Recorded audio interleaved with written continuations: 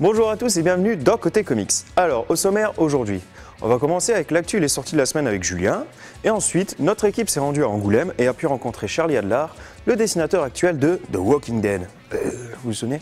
Et pour finir, je vais vous présenter une boîte. Impressionnant, hein? Et oui, mesdames et messieurs, une boîte. Ça sera le DC Anthology qui vaut vraiment le coup. Donc je vais vous dire ce qu'il renferme. Un menu alléchant, non? Allez, on y va!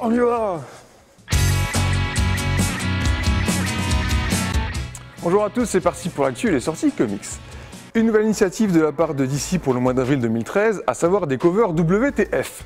Non, je vous dirai pas ce que ça veut dire en anglais, c'est pas... Non, what the fuck. Pour faire simple, il s'agira de couvertures dépliantes sur tous les numéros d'ici d'avril, qui dévoileront des événements très surprenants et qui en fait nous feront dire « Wouah, putain !» Voilà. Ces scènes seront importantes et apporteront des changements pour le futur des personnages et des franchises. DC toujours qui ne cesse de bouger ces derniers mois et qui annonce une nouvelle vague d'annulation avec la fin de 6 séries. Vous êtes prêts? Il s'agit de Savage Hawkman, Deathstroke, Fury of Firestorm, Ravengers, Team 7 et Sword of Sorcery.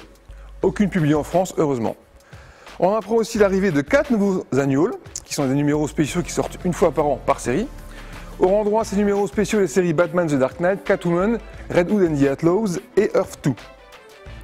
On connaît la date de début du 3e et dernier volume de Kick-Ass. Après le volume 2 qui s'est achevé il y a moins d'1 an et qui est déjà sorti en France, les auteurs Mark Millar et John Romita Jr. remettent le couvert dès le mois de mai pour conclure leur histoire. Le deuxième film, lui, qui porte sur le volume 2, sortira le 17 juillet prochain en France, plus d'infos sur Ciné Comics. Passons aux sorties comics et débutons avec la réédition du crossover de 2009 chez DC, Blackest Night. Jeff en a longuement parlé lors de la dernière émission, je vous rappelle simplement le pitch, il s'agit du corps des lanternes noires qui s'éveillent et s'en prend à tout univers d'ici. Voilà, c'est pas plus compliqué que ça. C'est écrit par Geoff Jones et dessiné merveilleusement par Ivan Rice. À ne pas rater si vous n'avez pas encore, sortie du tome 1 le 15 février. Une réédition importante chez Marvel aussi avec X-Men, le complexe du Messie.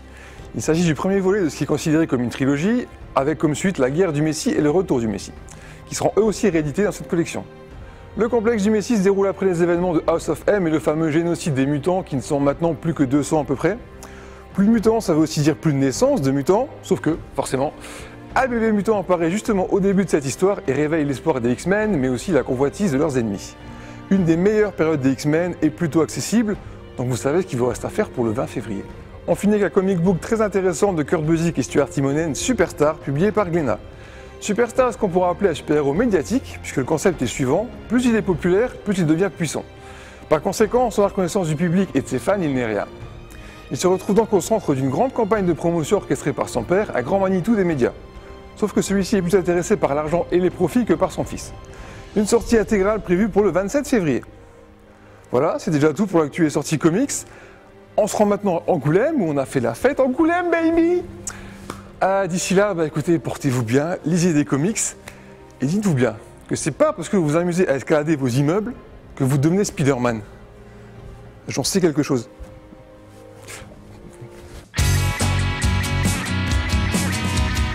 Hello, my name is Charlie Adler and I draw The Walking Dead.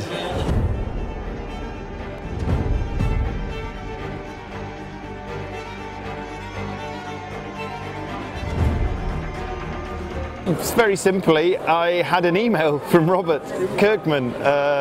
Robert and I had known each other for probably about 2 or 3 years before through a mutual friend of ours, a writer named Joe Casey, and I met him a couple of times at San Diego, the big American convention, and then all of a sudden, like I say, out of the blue, there came this email saying, "Are you interested in working on this small zombie comic that I'm doing?" And luckily he got me just at a time when I was in between jobs, so it wasn't really that hard to persuade me to do it initially.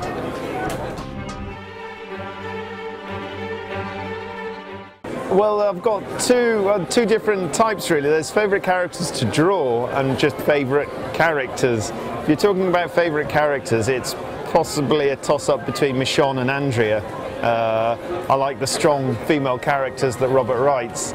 To draw, I prefer drawing probably the older characters, so I'm going to mention a bunch of dead characters now. Sorry, spoiler alert if you haven't read much of The Walking Dead, but people like Dale or Douglas, the guys like that. It's just technique-wise, you can get in there with the pen a bit more, enjoy the marks of the face and things like that.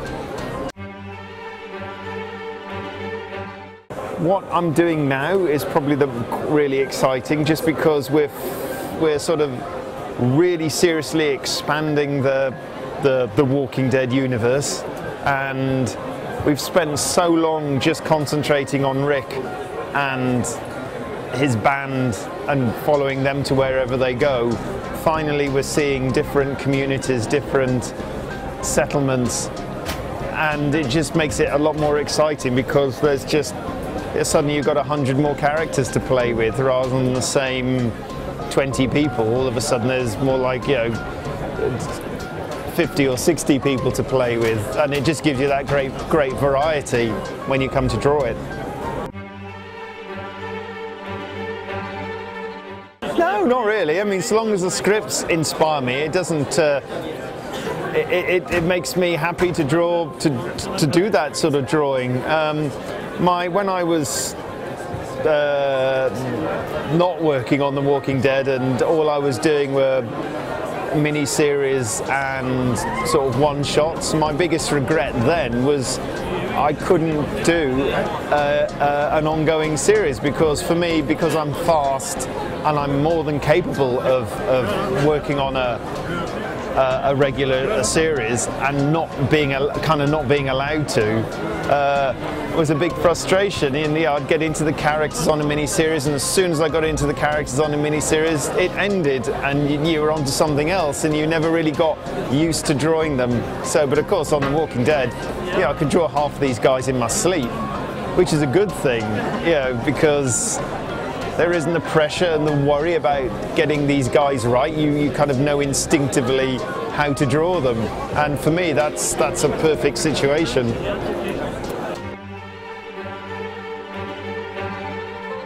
We do have an ending implemented.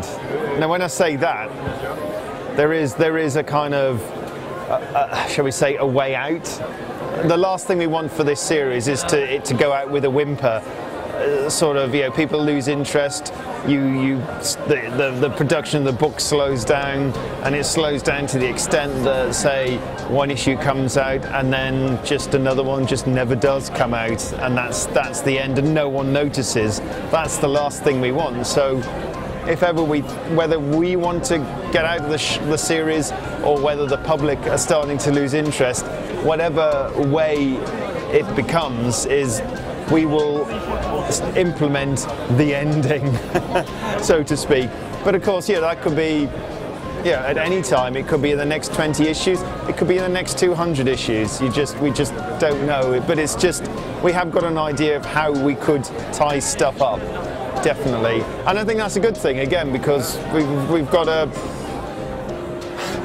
for want of a better word, we've got a get-out clause.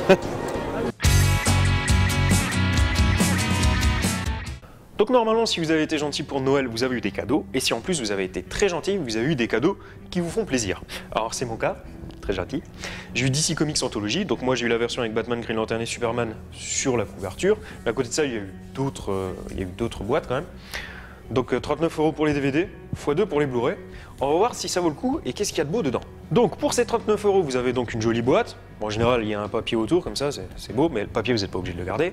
Et dedans, vous avez alors ensuite 7 films animés. Alors le premier, c'est Batman et Red Hood, qui est le meilleur, selon moi. Où Batman affronte Red Hood, un nouvel arrivant à Gotham, qui nettoie les rues en tuant tous les vilains.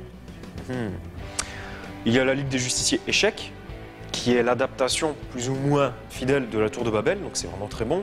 Au niveau de l'histoire, donc je vous le rappelle, on en a déjà parlé, c'est Batman qui a un plan pour neutraliser tous les membres de la Ligue, mais quelqu'un tombe sur ce fameux plan et l'utilise contre la Ligue, justement.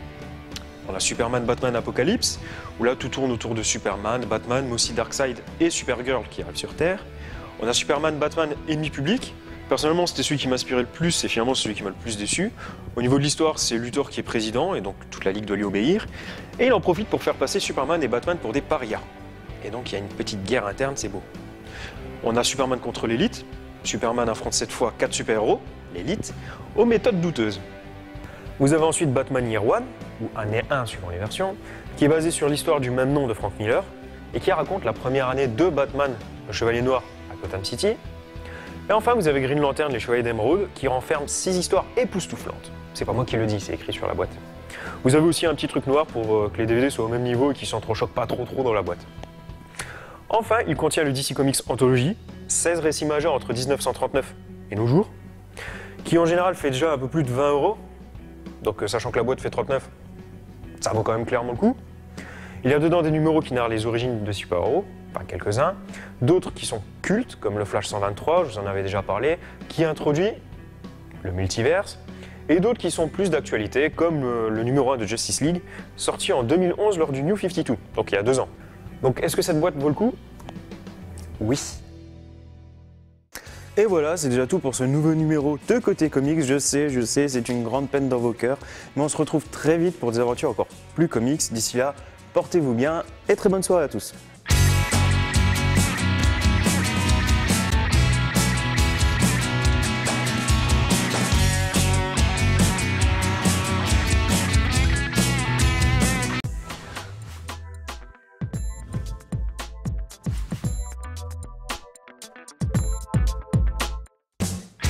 Cette émission est disponible en replay sur www.cotecomics.fr.